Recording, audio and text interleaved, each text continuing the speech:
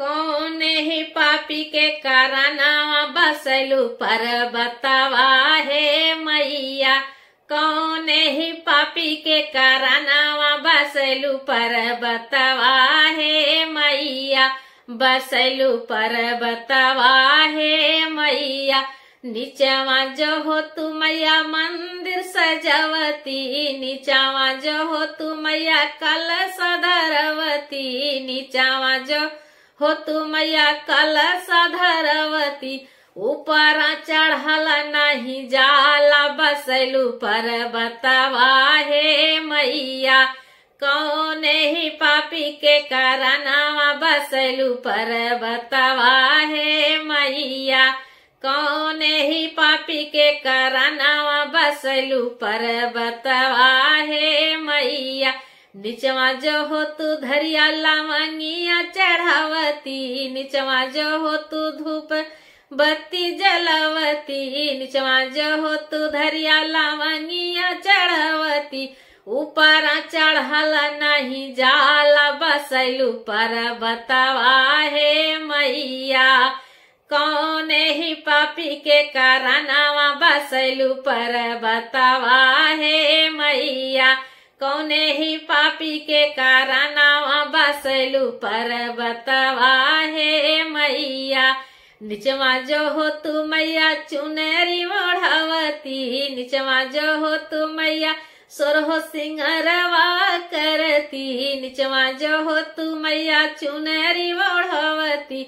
ऊपर चढ़ल नहीं जाला बसलू पर्वतवा हे मैया। कौने ही पापी के कारनावा बसलू पर्वतवा हे मैया। कौने ही पापी के कारनावा बसलू पर्वतवा हे मैया। निचवा जो हो तू मैया भोगवा लगवती। निचवा जो हो तू मैया हलवा पूड़ी खियावती। निचवा जो हो तू मैया भोगवा लगवती। ऊपर चढ़ल नहीं जाला बसलू पर्वतवा हे मैया। कौने ही पापी के कारनावा बसलू पर्वतवा हे मैया। कौने ही पापी के कारनावा बसलू पर्वतवा हे मैया। निचवा जो हो तू नौठी छोहरी बोलावती। निचवा जो हो तू भजन कीर्तन करवती। निचवा जो हो तू भजन कीर्तन करवती। ऊपर चढ़ल नहीं जाला बसलू पर्वतवा हे मैया।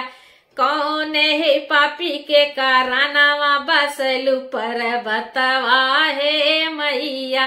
कौने ही पापी के कारनावा बसलू पर्वतवा हे मैया। निचवा जो हो तू जय जयकार लगवती। निचवा जो हो तू जगराता करवती। निचवा जो हो तू जय जयकार लगवती। ऊपर चढ़ल नहीं जाला बसलू पर्वतवा हे मैया। ऊपर चढ़ल नहीं जाला बसलू पर्वतवा हे मैया। कौने ही पापी के कारनावा बसलू पर्वतवा हे मैया। कौने ही पापी के कारनावा बसलू पर्वतवा हे मैया। कौने ही पापी के कारनावा बसलू पर्वतवा हे मैया।